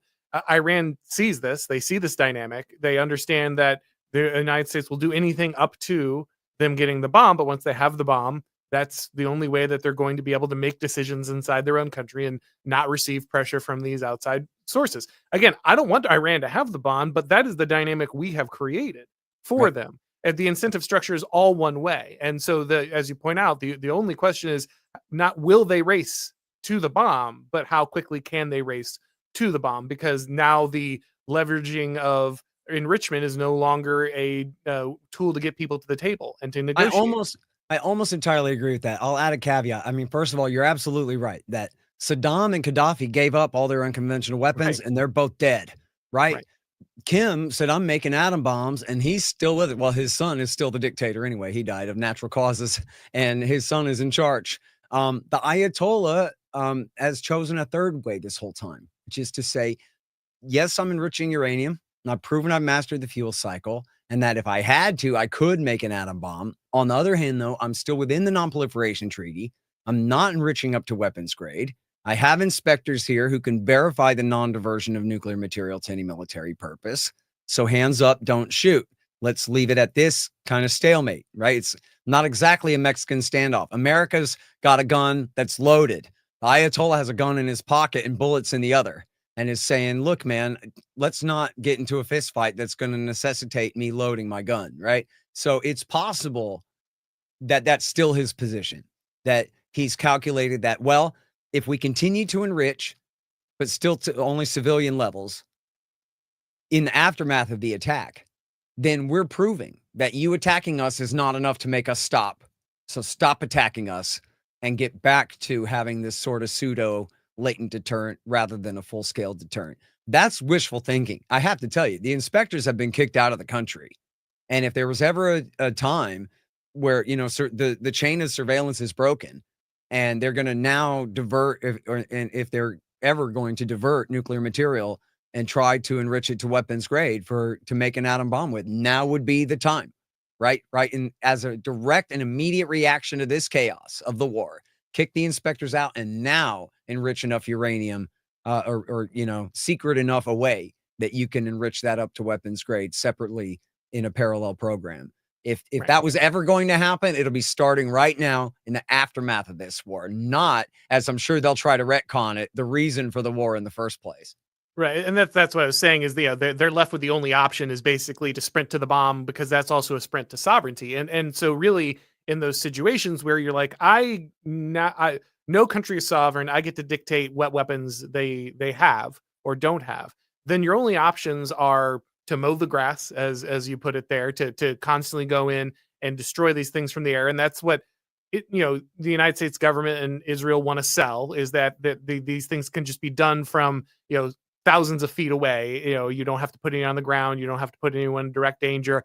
That's always the type of war we want to sell to Westerners at this point. But the reality is that ultimately you're never going to get all of this stuff very likely. And so occupation becomes the only option. And nobody wants that. Everybody knows, I think, as crazy as I think some of the steps have been with Israel and the United States have taken recently, they both know that like a on the boots full-blown regime change occupation of Iran could easily be like a death knell for their governments. Like this is the kind of thing that literally ends civilizations if you put yourself back in this situation again. So they're trying to avoid that. I think they know ultimately that's not the right move, but logically I think it's the only place you can go unless you really can just fire a few missiles at these guys and drop a few bombs every couple of years and completely control the threat, which ultimately I'm somewhat doubtful of. And Right. so all of these actions are pulling you on the same gradient towards the same conclusion, which I think everyone knows is a disaster, but also feels like is somehow unavoidable because the foreign policy aims that they've laid out are themselves so thoroughly imperial that there's just no way to actually reach them without, well, enforcing the empire. Yeah. And look, man, I don't want to sound too utopian about all this, but I really believe that Israel would be way better off without any of America's support. It's this moral hazard that we talked about, where they're willing to get themselves into so much more trouble because they know they have the support from the United States.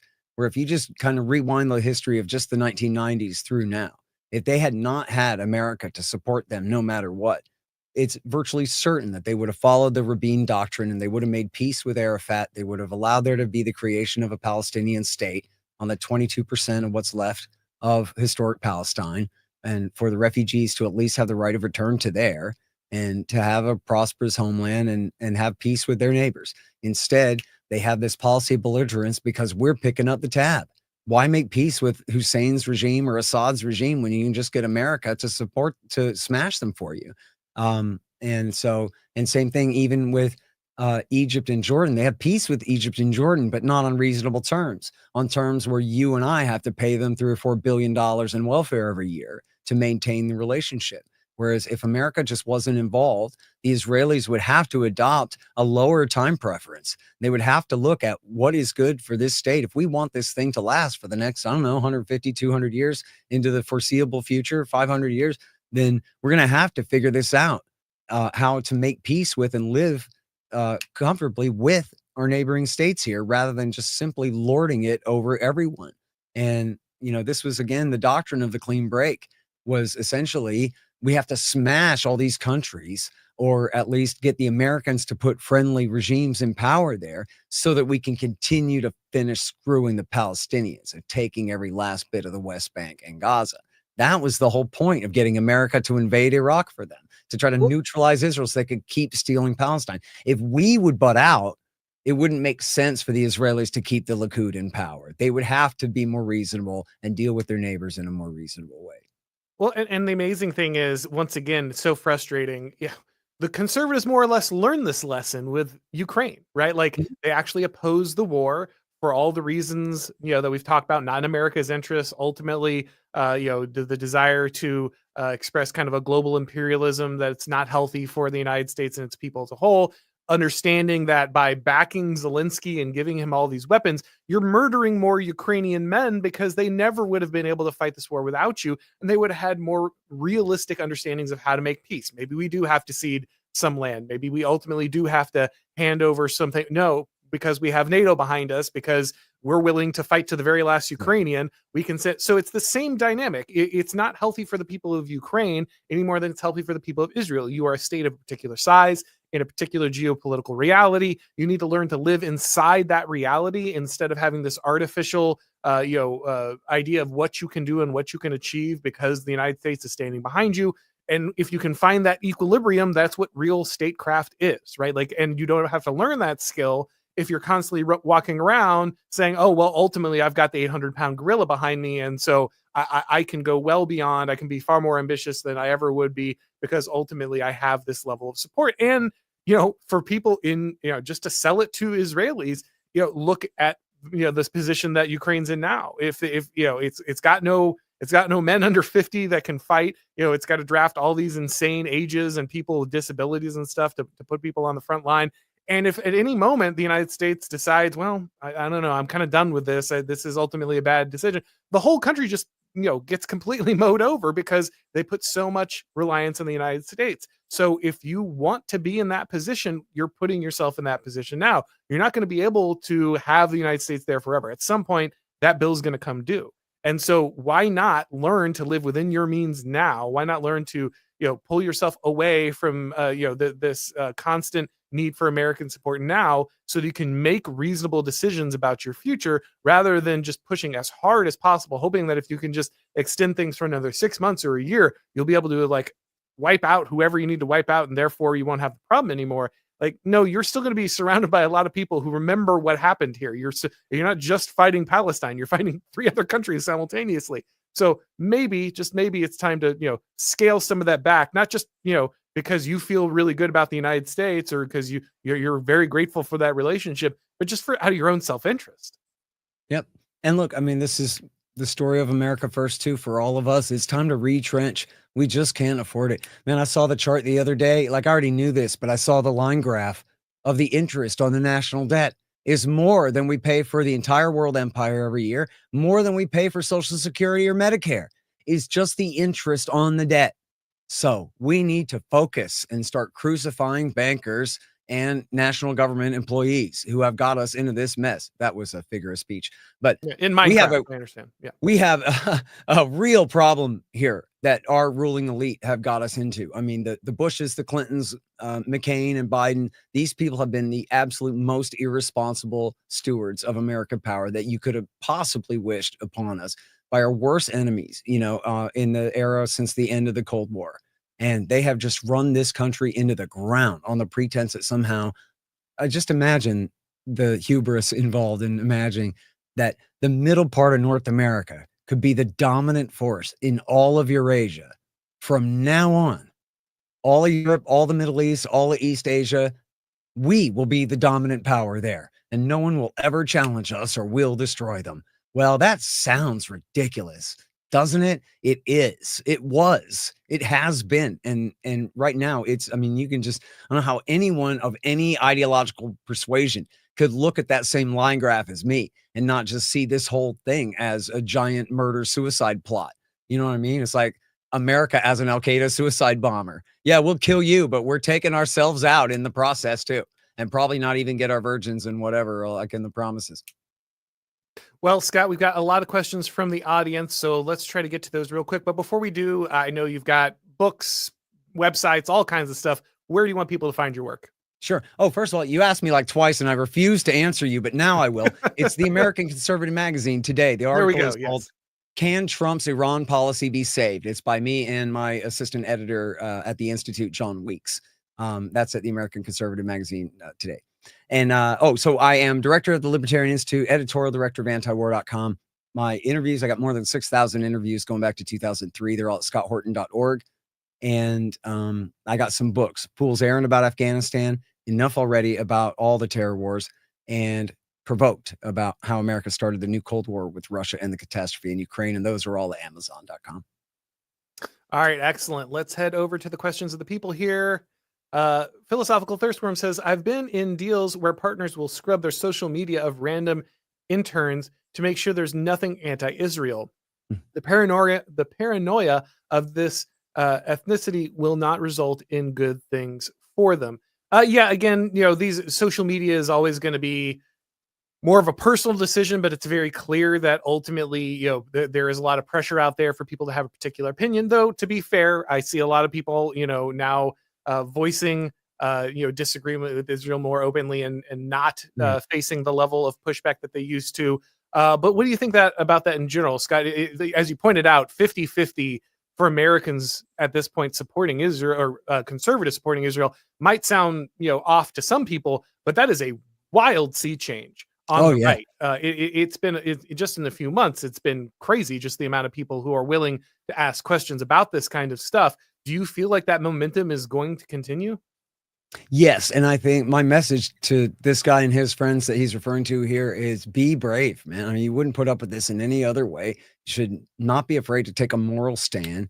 I mean, I don't know. There are people who do hate Jews, but there's no one who secretly does. You know what I mean? Like, anybody who actually hates Jews will tell you that and will Usually try will to just get tell you you, to agree right. with them as Right. bad as they can, right? So if someone's just being critical of Israel and is being falsely accused of having racial prejudice or whatever, just shine them on, man. Blow them off and tell them how stupid they are, whatever it is. Figure out a way to plow ahead, man, and not let that dissuade you. And again, look, we're not just talking about a normal country in a normal time.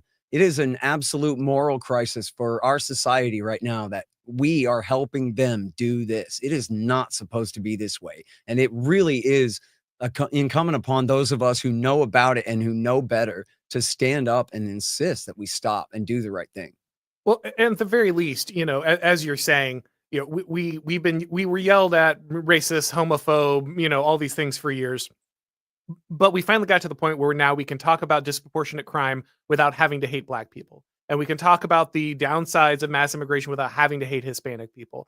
And we can talk about an unhealthy alliance with a foreign government without having to hate Jewish people. It should just be another one of those things that we can discuss without having to hate anyone, because they're actual real problems that aren't in the interest of our nation to avoid. I think that should be pretty simple. And I think that is the momentum that is heading down, downhill from all of these conversations. Exactly. And I mean, just think of how completely absurd it is if someone would say that, oh, you just hate Irish people, or you just hate French people, or you just hate Spanish or Italian people if you criticize things that their governments did. Oh, you just hate the Russians because you're critical of Putin and his men launching a war, escalating the hell out of one, right? I mean, that's completely stupid. You wouldn't put up with that from anyone on any other issue. Oh, you just hate Chinese people. What? No, because we said that the CCP did this or that thing that we disapprove of. No one would even try it when it comes to any other country. To me, it sounds absolutely just as absurd when we're talking about Israel. And of course, look at on the face of it, where like Jewish opinion in this country is severely divided, right? Yeah, We're like, you have a third of American Jews have in polls have said that they feel no special connection to Israel whatsoever. They don't even think about Israel. They don't know anything about Israel. Their families don't come from Israel. Their families come from Europe, and they have no special connection to it whatsoever. And then when it comes to like how the Palestinians are treated, they're basically civil rights folk on the 60s model of like equal treatment for everyone kind of thing. So why can't they all just live in one state with equal rights, they all say, or whatever, or at least some of the liberal Zionists will say, look, we don't want these Palestinians, so we should give up the occupied territories, let them have a state so that we can have our liberal Zionist Jewish dream without them.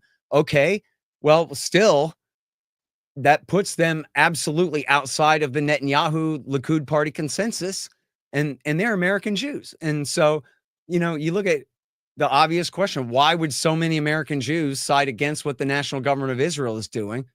It's because it's wrong, and because they feel no special obligation to pretend that it's not. And then you have American Christians who do have a special obligation to pretend that it's not. That's weird.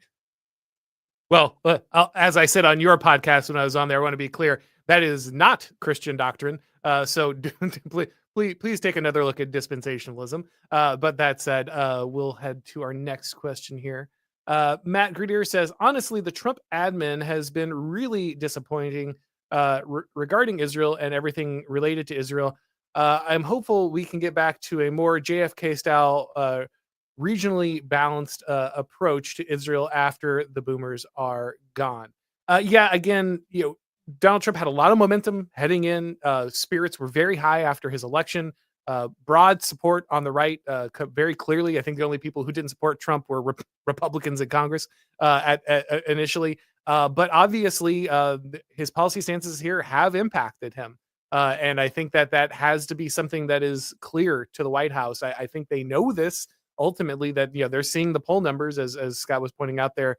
They're commenting on them, and so I think ultimately they recognize this. And you, at some point, you just gotta come up against the hard place and recognize, like, are you really gonna scuttle your entire presidency for this? Is it really worth it to you? And if so, why? Like, because people are gonna want to know, why my American first presidency? I was here for the deportations. That's why I'm here. I'm here because I want my country back. Okay, so I've seen some positive steps towards that, but $3 or $4 billion could have gone a long way to deporting a lot of illegals, and yet it's going to fight a war over in the Middle East. Can we do that instead? Look, I mean, Trump, according to the New York Times, Trump does have like $4 billion, if not 10. And so you talk about $3 or $4 billion with his own money after his children and grandchildren and great grandchildren are set for life. And he's in his late 70s. With his own money, he could set up a trust to bankroll the entire Republican Party for the next generation, right? So they don't have to be beholden to anyone at all. And then he says, if Sheldon Adelson donates to Marco Rubio, that makes Marco Sheldon Adelson's perfect little puppet under his control. Well, Sheldon Adelson and his wife Miriam, who's actually an Israeli, have given $600 million to Trump for his campaigns. And I have to tell you, man, I rooted for Donald Trump all 3 times, but I never voted for him. And the reason why was the same all 3 times. His Achilles heel is Zionism. And it's just too obvious. He's just completely pwned for whatever reason by them. I mean, when he moved the embassy from Tel Aviv to Jerusalem, which is crucial because that telegraphs that the world superpower sides with the Israelis when they say that all of Jerusalem will be the eternal undivided capital of Israel, meaning East Jerusalem will never be the capital of an independent Palestinian state. That was huge for him to do that. And at the ceremony, he looked at Sheldon Adelson and goes, well, there you go. I did that thing for you that you wanted me to do for you there, buddy.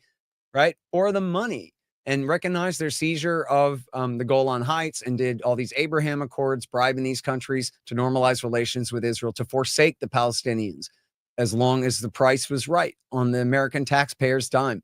And it's just always been the very worst thing about them. And as bad as woke deserve to be crushed, I just couldn't bring myself to support a guy, avowedly and directly support a guy with a vote who I know is going to help to continue the slaughter of the Palestinians the way that Joe Biden did before him. And by the way, for people who really are Trump loyalists here, Trump brokered a ceasefire before taking power. And it was Benjamin Netanyahu who violated the deal. They were supposed to go to a second round of talks. Netanyahu treated Trump like Trump was just trash. He can do whatever he wants with him, like he was nothing but Bill Clinton, and roll right over him.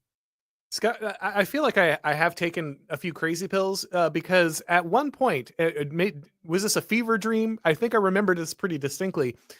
We had a ceasefire between Iran and Israel, and then Israel decided to go bomb something, and Donald Trump was just begging Benjamin Netanyahu to stop violating the ceasefire live on social media, and he was like, no, and just did it anyway. I don't know. If I'm an American and I am America first and I care about this country, and a foreign leader who is entirely dependent on my funding and my tax dollars is ignoring a ceasefire he agreed to with my country, and my president is begging him live on social media to stop dropping bombs after you promised you wouldn't, the bombs that are probably paid for with my money. If that's where we're at, that's when you lose me, right? Maybe you could have had me somewhere else along the line. But I'll be honest, that one broke me pretty hard, right? Whatever I had held back after watching that, I was like, okay, no, I'm entirely off this train. This is not how a sovereign nation behaves. That's how I totally feel about it. And I have to say, listen, I disrespect William Jefferson Clinton more than anyone you've ever met. He should have burned in the Waco fire himself. Okay, that's how I feel about it. I hate Bill Clinton. But just like you were just saying, on behalf of my country, it still bothers me to hear Benjamin Netanyahu talk about how he got over on Bill at Y River. Oh, yeah, Bill Clinton, here's what I told him. Yeah, man, we'll stay out of everything except Area C, our security zone. But then get this. I drew Area C to be 2/3 of the whole West Bank. And I tricked you. And so now how are you going to create a Palestinian state now that I'm pretending that this is all my security zone? And this is on a secretly recorded video. Anybody can watch this. He's in a settler's living room in the year 2000. And he tells the boy, turn off that video camera. And the boy gets up and he either deliberately hits the button twice or he just thinks he turned it off, but he didn't. And so the camera's still rolling. And Netanyahu's talking about how he got over on Bill Clinton. And the settler lady says, but Bibi, aren't you worried? Oh, and he's talking about the Palestinians. What you do is you just hit them and you hurt them and you make them suffer and then they'll shut up and lay down. And she says, but Bibi, won't you anger the international community? What about the Americans in talking about treating their president this way? And he says, let me tell you something, all right? America is a thing that is easily moved. 80% of them support us. It's absurd. And all I'm saying to you is, yeah, that's right. It's absurd. That America supports Benjamin Netanyahu and his criminal regime, has absolutely zero respect for the United States. As you said, dependence breeds resentment. And the ruling caste in Israel, they respect us like we're a bunch of Palestinians. Now you know what it's like. We got Perspicacious Heretic here. He says, if you want to work here, you can't criticize Botswana. Nothing fishy. You just can't criticize this random country. Yeah, they pick one on a map. You know, they just kind of Right. spin the globe, and wherever your finger comes down, that just happens to be the one you're not allowed to discuss. Funny. Philosophical Thirstworm again says, I joined Congress with the explicit reason of being the foremost supporter of Botswana. Bantu Christian values are the reasons for America's success. Again, lots to get into. I went into this a decent amount with Yoram Harzoni when we talked about kind of the Christian Zionism, and you know, even he was saying it's very unhelpful. It sends a bad message. It makes us look bad. I wouldn't let someone talk this way in my country. Again, I feel like Israel kind of not that sad about that relationship actually most of the time. But I think it's more and more important, and this is really breaking out, guys. I mean, nobody was talking about dispensational theology 5 years ago. Most evangelical Christians didn't even know that's what they believed, and so this conversation is happening. They can't stop it, and so just, you know, I know it's frustrating, but bear down for a few years, because trust me that this bill is coming due as well. Like that change is coming. I'm glad that you put it that way. I think that's totally right. It's the same thing like with this defend the guard legislation that we're trying to push through the states, where the governors are supposed to forbid or are supposed to be forbidden from transferring their troops to the president for use in foreign combat without an official declaration of war.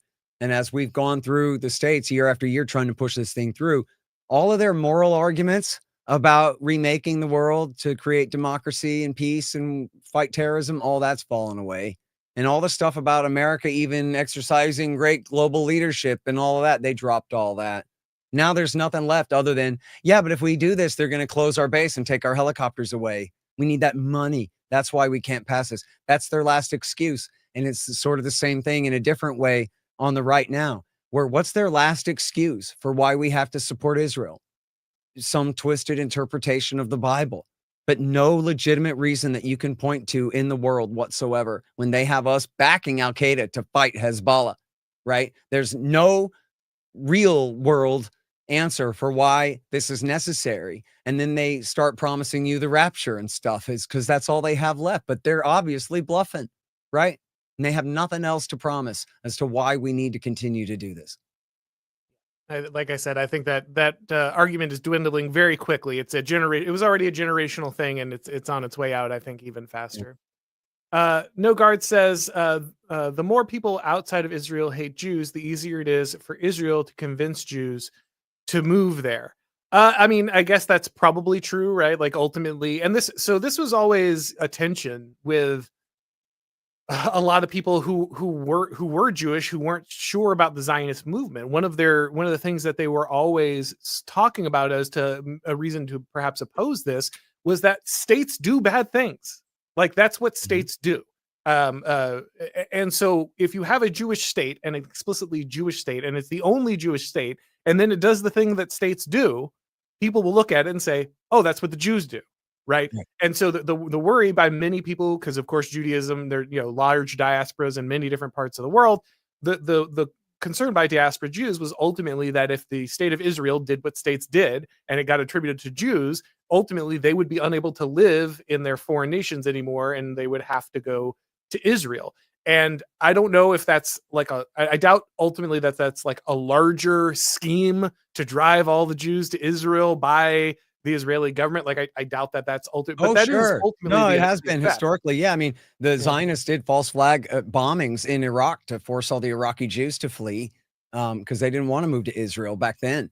And this has been an avowed policy at different times. The Israelis have talked about this, and Netanyahu especially is the most cynical of them all. There was an attack at a kosher grocery store in France a few years back, I think second Obama term, and Netanyahu went to France and said, that's right, French Jews. You're not French. You're Jews. Come home to Israel with me. You'll never fit in here. They hate you and this and that. And the French Jews were like, hey, you shut up, man. We are too French and we are not Israeli and we don't have anything to do with you. And how dare you come to France and tell the people of France that we are not actually of them. Our families have lived here for hundreds of years, for God's sake. Of course we're French. Beat it. But to him, this is like, that's right, make Aliyah. Everyone hates you. Come to Israel. And this is, that's what they thrive off of, is how do you get people to make Aliyah they're better off in Brooklyn. You know, if you can get people to call them names, they'll at least think twice, you know? Death here says the horrible thing is that many Jewish students who protested Israel and this are now suspended. Fox News does not reflect reality. Yeah, I mean, as Scott pointed out, a good percentage of American Jews are themselves liberal and therefore were involved in these anti-Israel protests. And so, there's a high percentage of Jewish participation in all political activity, including anti-Israel Right. lobbying. So that obviously is going to fall on them as well. Senator Brundlefly says James Lindsay will call you a woke for criticizing Israel. Gropers will call you Hasbara shill for not doing it in the dumbest, most internecine way possible. Yeah, I mean, like I said, Friday I had Yoram Hazony on, and everybody's like, Jewish subversion. He's going to be selling that to to everyone. And I'm sure after I have you on today, it's going to be Auron's anti-Israel and he hates all the Jews. And I'm just trying to set up a conversation where I feel like some people who might be, have some overlap on the issue could have a discussion on what we can do here.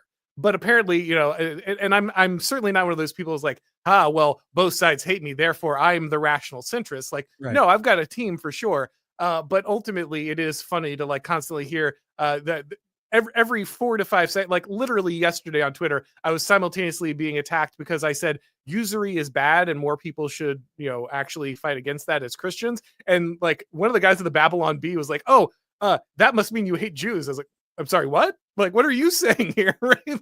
And then at the same time, I had a bunch of people attacking me because I didn't hate Israel sufficiently enough. So just the constant reality of trying to discuss this issue as an adult in any way, shape, or form. Man, I have to say, I really appreciate the guys at the Babylon Bee. They are doing such a good job of representing the last dead ends of broke ass right wing Zionism. There's just nothing there, dude. These humorless scolds talk about woke. You know what I mean? They're just completely ridiculous. Once you're the Christian comedy site that is like, Catholics stop being Christians the minute Israel shoots them with a tank round. It's like, well, I don't know, guys. I think you might have pulled the mask off a little hard on that one, but okay. Let's see here. Thirst Room again says Botswana used to be a lot better at subversion. Bibi is making a lot of amateur mistakes. Just so bad at PR because he doesn't need to practice. Again, it does feel like we're getting a little sloppy at this point, right? Like I at least demand a higher quality of psyop. Like if you're gonna sell these things to me, like give it the old college try, man. Like buy me some flowers, some dinner, or something first. Like that's all I'm asking. I'm just insulted at the level of effort that is just not going into this one. At this point. I've always been surprised about Israel's seeming high time preference. Right. The slogan that it's better to ask for forgiveness than permission. And where their attitude is to always get away with bloody murder.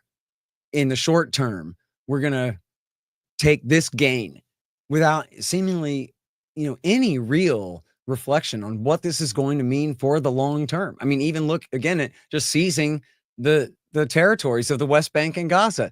Yeah, but what are we going to do with all these people? Well, we'll figure that out later. We want this land. And then they never figured out what to do with the people. You know what I mean? And it's the same way that they deal with us. I mean, I'm probably sitting here right now because of the chip on my shoulder about the role that they played in lying us into Iraq War II 20 years ago. I'm not over it. I really resent that. And especially on behalf of all the Americans who still don't even understand the role that Israel played in that. And the fact that Netanyahu feel like I owe it to everybody else to resent them extra over that. And I'm never going to get over it. I saw Candace Owens say she would rather saw off her foot than ever support Israel again after this. So they have lost a really good ally permanently over getting away with blue bloody murder now. Absolutely. Based Hillbilly says defunding universities and deporting students in a way that increases noticing seems like a win to me. Again, it really is one of those scenarios where for many years I was told we can't do anything about this. There's just no action to be taken. The universities are just leftists and they're going to keep selling this, anti-Christian, anti-white, garbage, all this stuff. And there's just nothing we can do. So yeah, I mean, the fact that all of a sudden it turns out there's plenty we can do and everyone can snap too. Um, Again, if you pay any attention at all, even the smallest amount, it's hard not to notice when that political will suddenly, summoned itself an incredible force in Washington D.C. and along what axis it did so. Matt Grenier says the Middle East really makes so much more sense when you realize that we're mostly just fighting wars on behalf of Israel. Well, and I guess the point is like ultimately they want to transition to being the hegemon in that area, right? Like that's the hope is with the Abraham Accords they can more or less have that. But it's I mean, would they ever be able to do that actually free of the United States at this point, or is that No. always going to be kind of the background implication? No, they have the equipment, but they don't have the manpower. You know what I mean? They can lord their nukes over everybody's head, but you can't really just threaten first strikes all the time. People get, immune to that if you don't really mean it. So, there's a thing you'd really find this fascinating, or in your audience too. It's called the Odedyanon Plan, OdedYnon, and he was an advisor to Ariel Sharon back in the early 1980s, and he wrote this plan that says what Israel needs to do, because the Soviets are about to conquer the entire world and enslave us all under one world communism, of course. Israel has no choice but to smash every Arab state into the smallest tribes, the most number of the smallest sized tribes possible, and keep them all at war against each other. Destroy anything like a real nation state in the Middle East and just keep them all fighting amongst each other. So then Israel can be the regional hegemon compared to them. If they can't build their power up beyond whatever their GDP will actually allow, at least they can bring everyone down and try to smash all the all the nearby Arab states into small pieces that'll be easier to dominate and achieve their hegemony that way. And I think there's a lot of the Yinon plan underlying Likud thinking now. I mean, we talked about regime change, potential attempted regime change in Iran. It's more likely to look like what happened in Syria, right? Where you just have 1,000 warring factions fighting and no monarch and no Ayatollah either. Well, and this is actually something I think that is actually pretty natural to Islam, to Arab, peoples. They tend to be tribal. The nation state is much more of a Western European understanding of governance. Samuel Huntington made this point that this is why it's been so hard for most of these governments to actually cohere and have any kind of relevance, because that's just not the way that Arab Muslims function. That's not their natural way to coalesce around a society. It kind of goes from tribalism to empires or monarchy, and not a lot in between there. So it's a plan that both benefits Israel and just does recognize, for better or worse, a geopolitical reality, I think, of the way that people organize in that area in the first place. Senator Butterfly says, love Scott's interviews on the OKC bombing with Trenton Dew. Is that how you say it? Trenton Dew? Yeah, Trenton Dew. Trenton Dew and Kathy Sanders. Is Margaret Roberts' book good? Well, I'm afraid I haven't read it yet. I am so far behind on some really big projects right now. I have it right here. It's called Blowback. Here, I'll show your audience. I'm willing to support this author because I know that she's on a good team. She's friends with Jesse Trentadue, and or at least in the past was. And I know her fact checker is the world's greatest Oklahoma City bombing researcher, a guy named Richard Booth, and he's the one who made sure that her book was right and not wrong. There are a lot of red herrings and kooky theories about Oklahoma City that he does not believe in any of them. So I am also very reliant on him. I know he's a razor sharp guy on that stuff. Was she the lady who did the Tucker interview recently on that subject? Okay. Yes. Okay. So I can almost entirely vouch for the book. I guess I will go ahead and say this. Part of the story is there's a guy named Paul David Hammer who was on death row with McVeigh and who wrote 2 books about it.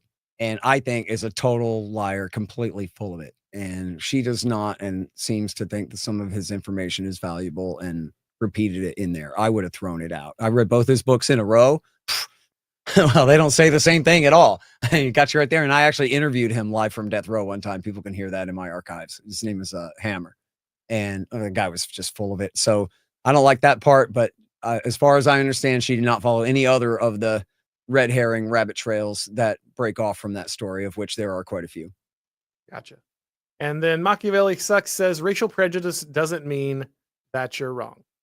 All right, guys, we're going to go ahead and wrap this up. I want to thank Scott once again for coming on. It's been a fantastic conversation. If it's your first time on this channel, guys, you need to click subscribe on YouTube, the bell and notifications so you know when these streams go live. If you want to get these broadcasts as podcasts, you need to subscribe to the Auron MacIntyre Show on your favorite podcast platform. And when you do, please leave a rating or review. It really helps with the algorithm magic. Thank you, everybody, for watching. And as always, I will talk to you next time.